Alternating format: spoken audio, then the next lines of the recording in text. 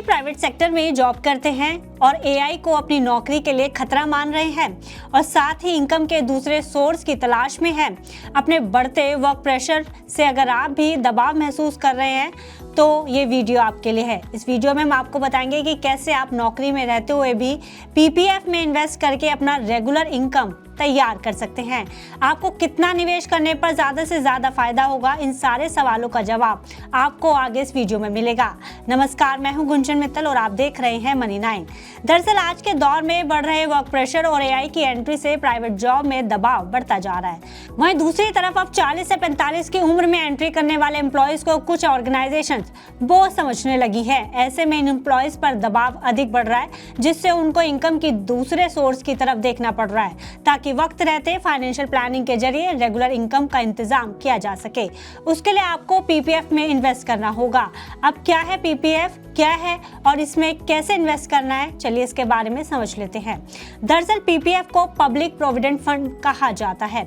अब आप नौकरी में रहते हुए अपना अकाउंट पीपीएफ में खुलवा सकते हैं, जिसके जरिए आप हर महीने 10,000 रुपए का निवेश करके आगे चलकर 31,500 रुपए की मंथली इनकम कर सकते हैं। पीपीएफ की मैच्योरिटी 15 साल की होती है, लेकिन इसे आप 5-5 साल के लिए जब तक चाहें आगे बढ़ा सकते हैं। इसमें भी नियम है कि मैच्योरिटी के बाद आप चाहें तो इसमें निवेश जारी रखते हुए इसे आगे बढ़ा सकते हैं। वहीं बिना कुछ निवेश के भी एक्सटेंड कर सकते हैं, यानी कि जितना पैसा जमा है उसको जमा ही रह के आप इस अकाउंट को एक्सटेंड कर सकते हैं।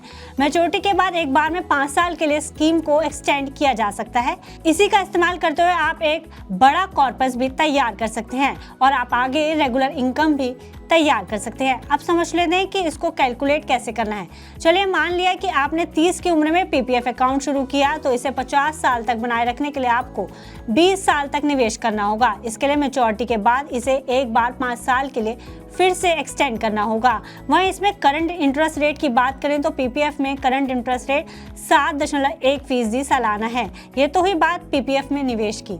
अब हम इसके क्लोजिंग बैलेंस के बारे में जान लेते हैं। अगर आप 20 साल में 1 करोड़ फंड जुटाने के बाद इससे मंथली इनकम करना चाहते हैं तो इसे फिर से 5 साल बढ़ाना होगा। हालांकि इस बार एक्सटेंड बिना किसी निवेश के साथ होगा। अगर आप स्कीम को बिना कुछ निवेश किए 5 साल के लिए एक्सटेंड करते हैं तो आपको 53,26,000 रुपए के क्लोजिंग बैलेंस पर 7.1 सालाना ब्याज मिलेगा, जो एक साल में 3,78,19,000 से ज्यादा होगा, जिसका आप साल में एक बार पूरी रकम का इंटरेस्ट निकाल सकते हैं। इसे 12 महीनों में बांट दे तो करीब 31,500 रुपए महीना होगा।